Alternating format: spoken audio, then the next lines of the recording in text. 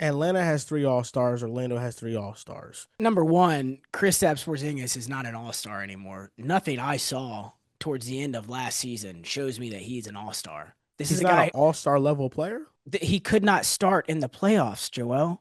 because he was They dealing had with him the coming off the sickness. bench. He was so bad, and his plus minus was so bad. He was such a liability that the team he had just won a championship with did not start him.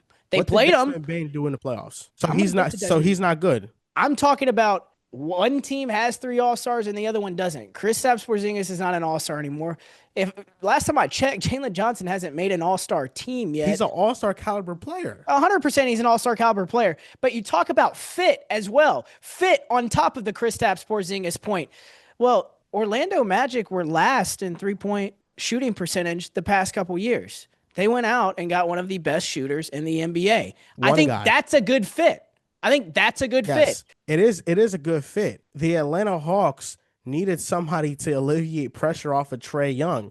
Jalen Johnson has do-it-all skills at the forward spot. If we're being technical about it, Porzingis, if you say he's not an all-star, if Jalen Johnson's not an all-star, then Desmond Bane's not an all-star because he's never made one, and Franz Wagner isn't an all-star either. That means both these teams just have technically one all-star in Trey and Paolo Banchero. If we want to be technical about it, if you want to be technical, then that's the technicality of it. And Desmond Bane also was awful in the playoffs, and he was healthy. He 100% was awful, but he was in a role that's not meant for him. He was not a third option in those playoffs. Ja Morant was knocked out of that series. Him as a first or second option, we have seen, is not good. It does not have good results. But talking about technicality, Kristaps Porzingis isn't going to be able to flank Trae Young, and not to mention he couldn't start over a 40-year-old Al Horford. So why would he start over a Nneka Okongwu? We're talking about Kristaps Porzingis potentially coming off the bench here. Porzingis is going to come off the bench? That's what he did. If he can't start over a 40-year-old Al Horford, why would you start him over Okongwu? Porzingis If he is looks not like coming off that, the bench. I think it results in Kristaps Porzingis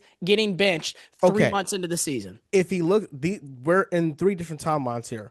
We're in the future, what's going to happen, what happened in the playoffs, and what happened in the middle there. FIBA basketball, where Porzingis looked We're amazing. judging this off FIBA basketball. Dennis Schroeder would be an all-NBA player in FIBA. The last time Porzingis was playing basketball, he was awesome.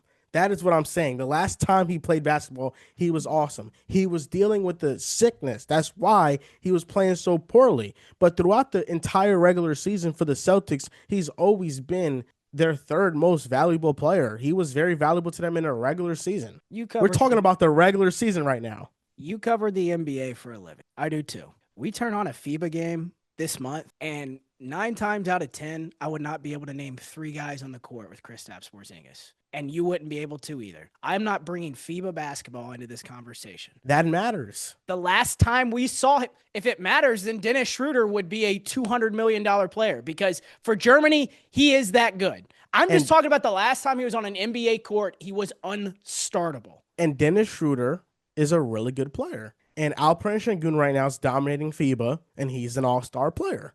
And Kristaps Porzingis, the fact that he went from what you said, unplayable, to now he looks good at playing basketball again in FIBA. Who else is their team going to play, Joel? Who else are they going to run? It's not about who's they're going to play. It's about how he's playing, and how he's playing is really well. So I can expect that the Atlanta Hawks are getting a good Kristaps Porzingis, and I think he's going to be good for them. I don't think he's going to be a bench player for them. We shall see. I mean, more miles this summer on an already glassy Kristaps Porzingis. I don't know if it results in. I'm just not ready to judge it off FIBA basketball. Okay. Well, I think I'm judging it off of his history. His history is that he's an all-star caliber player. His history is that he doesn't play. His history is that he doesn't play. In the playoffs, in the regular season, he's available for the most part. Orlando, they have injury concerns of their own, though. Paolo and Franz, oblique injuries last year. Jalen Suggs has consistently been injured in his NBA career. This was the worst three-point shooting team in the NBA last year, and I think adding a player of Desmond Bane's caliber helps that, but I don't know if it makes you one of the 15 best shooting teams now if you have 4 other players in a lineup that can't shoot the basketball consistently, and Suggs, Franz, Paolo, and then Wendell Carter Jr. And KCP coming from Denver last year did shoot well for Denver, then goes to Orlando, shoots poorly. But from 2025 onwards, KCP did shoot the ball well. KCP shot well in the second half of the year, and they still were not a good 3-point shooting team. You're right. One player doesn't fix the spacing. But what if I told you they added another player who shoots 5 3-pointers a game at a 41% clip? What would you say? If you tell me it's Tyus Jones, I'm not going to care.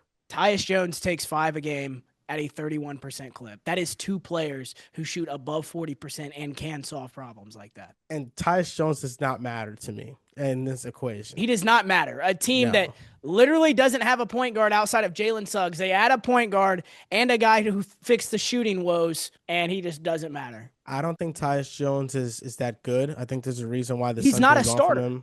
He's not a starter. Not. And he's shown that in Washington, he's not a starter. In Phoenix, he's not a starter. But what he showed in Memphis is he is a great backup point guard, which is the role he's going to be asked to play here. He also showed in Memphis that being a backup point guard, he was terrible in the playoffs. And then with the Suns, when he was a backup point guard, Colin Gillespie was looking better than him. So they ended up not playing Tyus anymore. So I think Tyus is fine, but I don't think like him alone. We're not. I just don't see it. Like I don't see like him and Tyus Jones being the major additions. I think Desmond Bane's addition is good on its own. I think that Jace Richardson has potential to be better than Tyus Jones year one.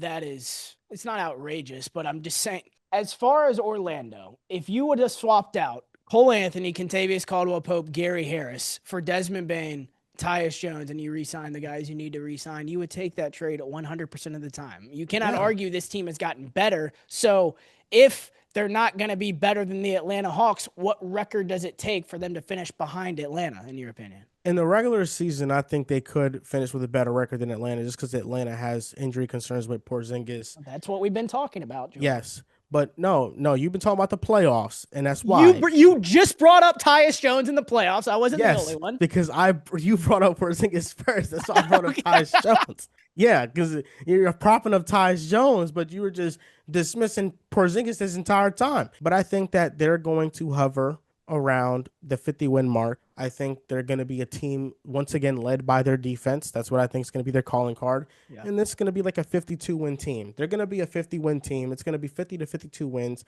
but they're not that much better than Atlanta. They're not. In this Eastern Conference, a team this talented with as much shooting now on the roster, it's 54-55 win team. I got them 54-28. Clear runaway for the division at first. That would be an 8-game lead over Atlanta in the standings as well. We'll just agree to disagree then. Maybe divisions need to start mattering in the NBA. Well, the Eastern Conference standings do matter, and they will be 8 games ahead in those Eastern Conference standings. So okay, 8 games ahead. I don't know about that. 46-36, and I have Orlando 54-28, and it's not that hard to sell.